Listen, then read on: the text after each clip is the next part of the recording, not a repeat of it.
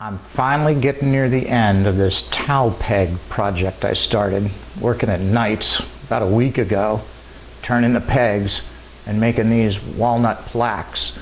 They're lozenge shaped, and I want to show you how I cut them on my miter saw.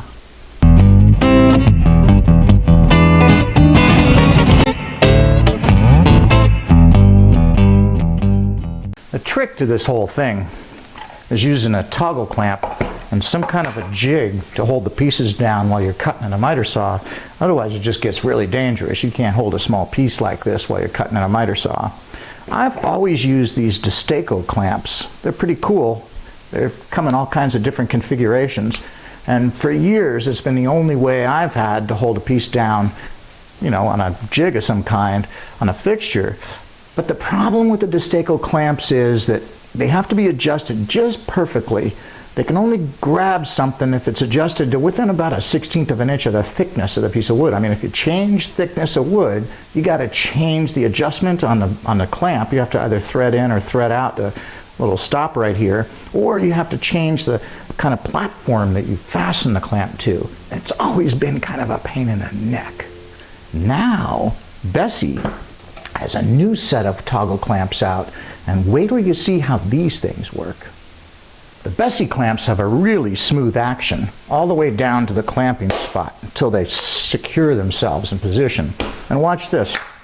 I got this adjusted so I can put just the right amount of pressure on a piece of 3/4 inch stock and hold it down securely. And I can put a piece of 1/2 inch stock right into the same clamp, right into the same fixture, and hold it down securely. I can even take a piece of 3/4 inch stock, put it on top of the 1/2 inch stock, and still hold it securely. I can even take 2 pieces of 3/4 inch stock and put them on top of each other and get exactly the same clamping pressure, because the clamp is made entirely different than the old Destaco clamps. And look closely at this. Watch what happens with this spring-loaded mechanism right here. As the clamp comes down, the spring travels back, which gives you a lot of flexibility on the thickness of material that you can hold down with the clamp. And this little screw right here is the only thing you have to adjust when you want to change the actual clamping pressure right underneath the pad. And the screw is really easy to work. All you have to do is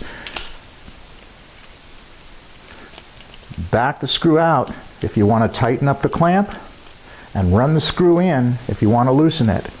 And there's a little lock nut right here at the back of the screw, so once you adjust it to where you want it, you can lock it down and you'll get exactly the same tension, the same force against the clamp on every single thickness of wood, from 1/2 inch to 3/4 to 1.5 inches. Awesome clamps. Bessey has these clamps in 2 other styles too. They've got one that's just a push clamp, you know, so as you clamp it down, it just pushes straight forward, like maybe holding a piece of wood to a miter saw fence or a radial arm saw fence or something like that. I haven't figured out what I'm going to use this one for yet. But they have another one that's real similar to this one, but it's kind of a flush clamp. Instead of having a long clamp pad here, it has one of the short ones that's also similar to the Destaco clamps. But all 3 clamps share the same spring action clamp mechanism in the back here and the little adjusting screw. Now let me show you how I use this on a miter saw.